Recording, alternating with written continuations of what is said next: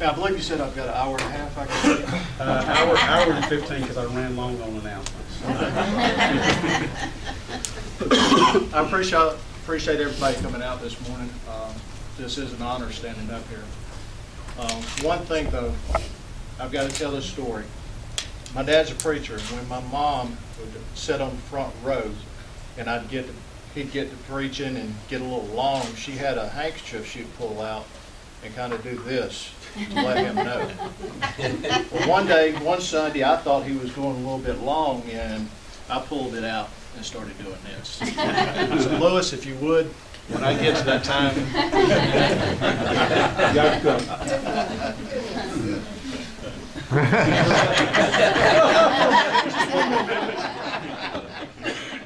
Oh, what a wonderful opportunity to run for public office in this United States. Not every country gets this opportunity, and we're very fortunate.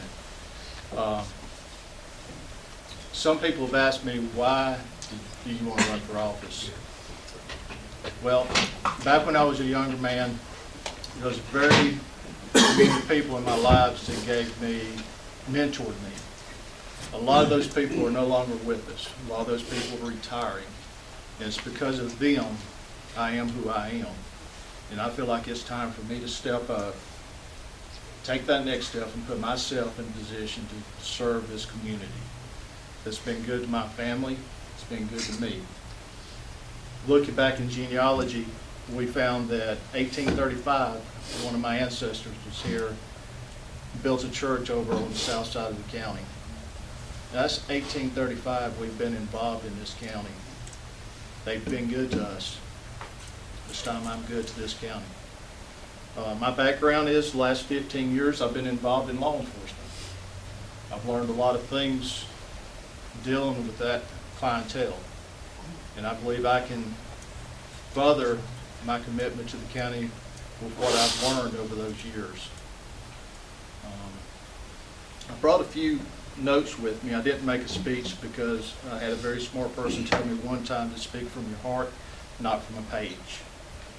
But some of the traits of the judge that I would personally want a judge to be is temperament.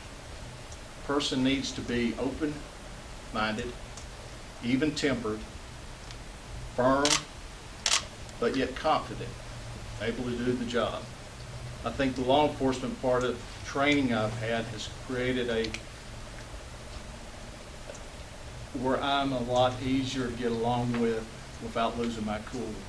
It's very difficult when you go into a situation hostile and keeping your cool. And the judge is going to experience the same thing with people hollering at him from the audience, carrying on like they do sometimes. Another thing is commitment to impartiality. We must, as judges, be impartial for everything, unbiased against every aspect. It doesn't mean that I lose my personal beliefs, but it means that I can look at a situation and be impartial and not make a decision prior to the final outcome of hearing both sides. You must hear both sides to any argument before you make a decision. And lastly, a dose of common sense. Common sense is very important when you're a judge. Socrates said, to answer wisely, to consider soberly, and to decide impartially. That was his definition of a judge. Those things, I believe, my training and experience has taught me well. Some of the questions I've been asked, well, what do you have to become a judge? In the state of Georgia, you have to be 25 years old. I got that. GED or equivalent. I've got that. That's no problem. You don't have to be an attorney either. And that's what surprised me when I started looking at it. But looking into it further and studying it, do you know the Supreme Court justices are not required by law to be an attorney? That's very important. Not that attorneys don't have common sense. The magistrate court is the court of common sense. It's the common people. It's the people's court. And we need to keep real people from our community myself, my competitors in this, in that position to serve the people.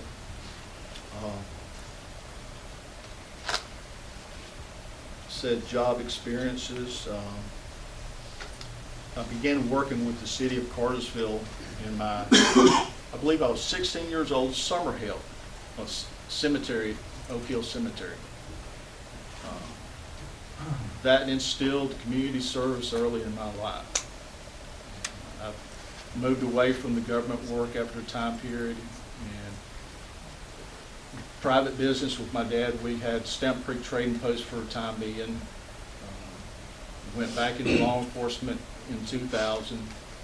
Retired, well, not retired, I wish it was retired, but I took a leave of absence this year, first of the year, for this campaign. I felt like it was a professional and ethical thing to do at the time. I didn't feel like I could fulfill my duties to the county and run a campaign. So it's nothing but campaign work now. It's been fun getting back out into the community.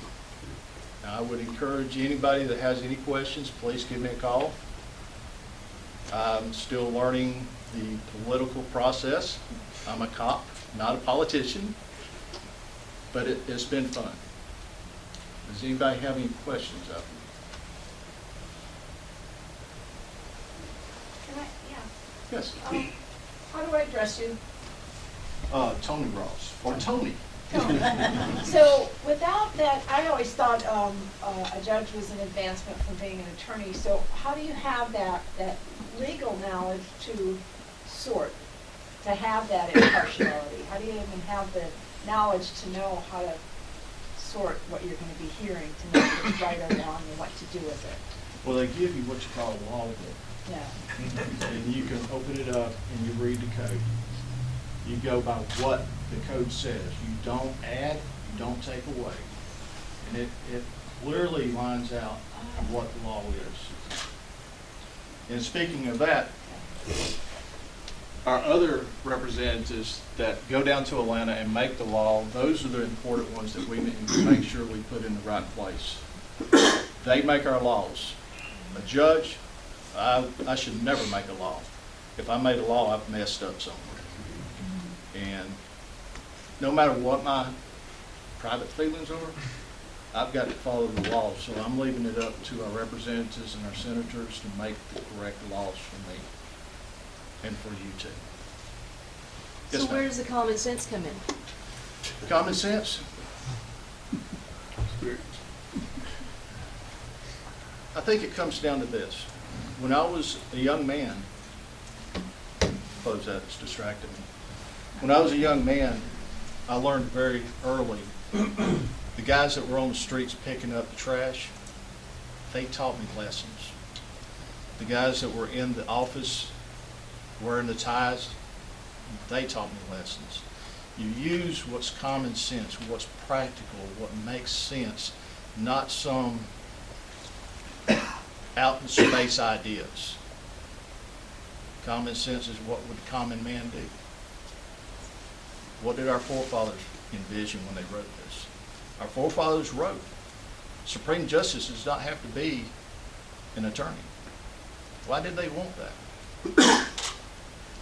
Why did they want a Supreme Court justice to be a regular man?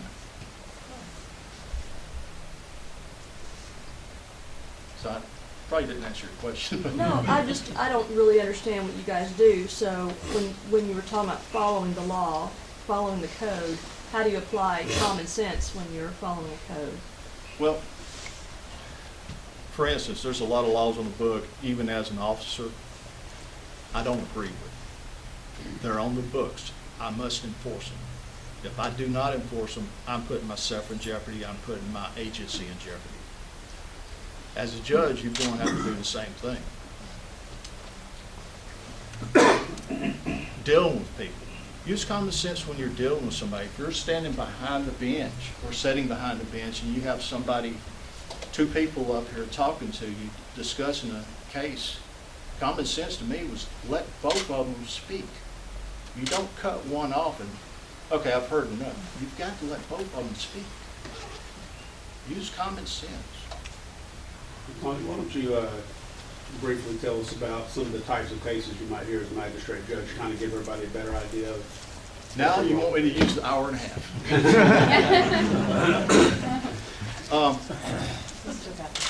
To begin with, the magistrate is the first judge that a person hears in bond hearings. When you get arrested, you go to jail and you go before a magistrate judge. They set the bond of how much it's going to take to get out of jail. Some cases the magistrate can't set it, they have to push them on to federal or superior court, which is murder, treason, aggravated stalking, sodomy, the 7 deadly sins, you might say. Once that process is began, the magistrate will then turn around and have a show cause hearing.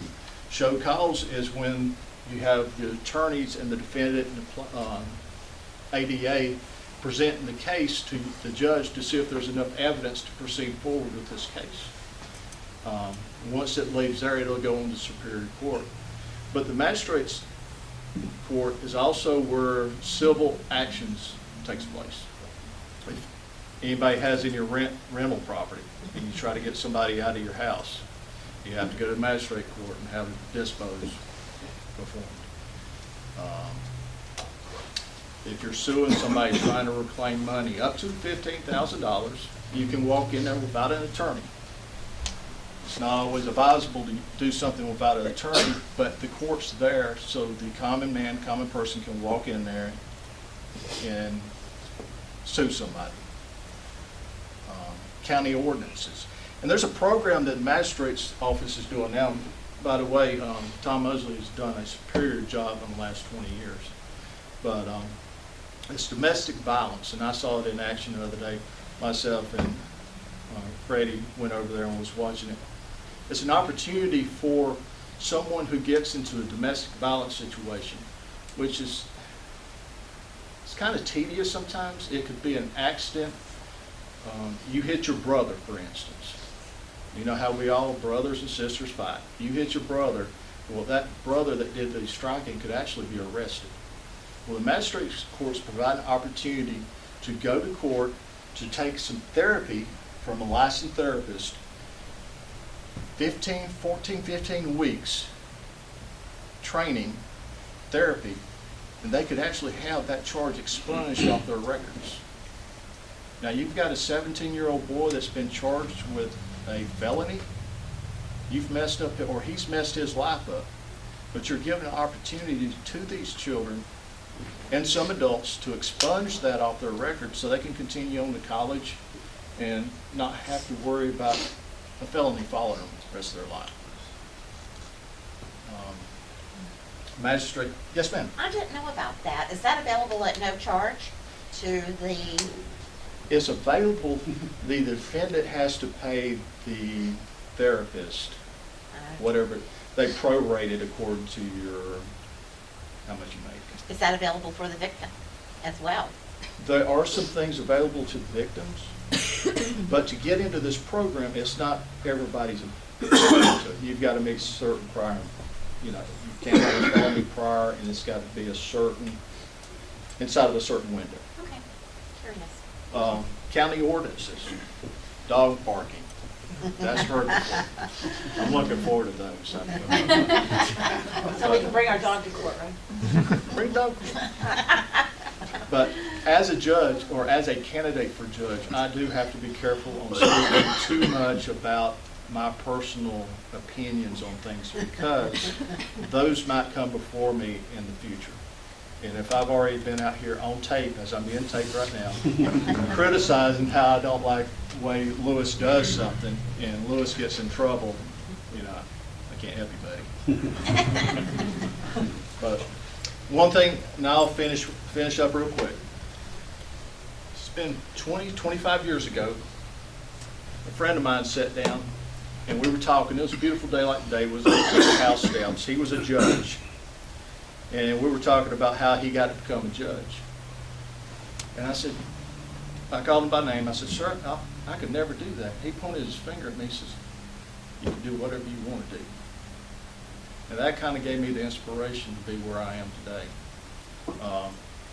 When I watched Judge Mosley and Judge Hale run against each other 20 years ago. Some of y'all probably remember that.